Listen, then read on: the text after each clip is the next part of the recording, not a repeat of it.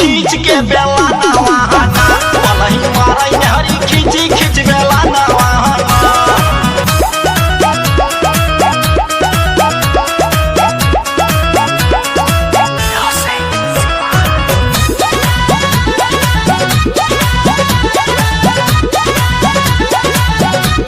तब कई मर्दा छोटा पी के रहलै पहलवान हो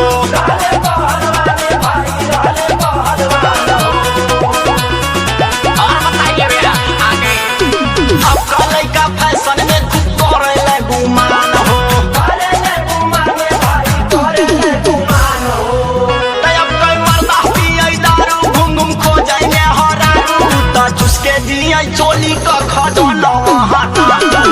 जिसके दिए चोली का खजाना वहाना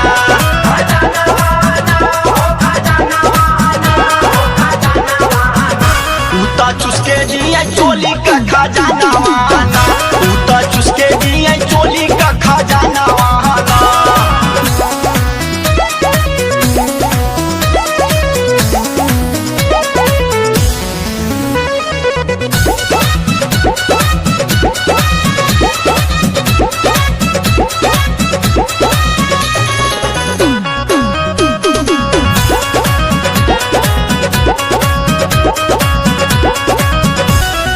मर्दन के अंगुरी पे नचावे चाहे अब कलुगाई हो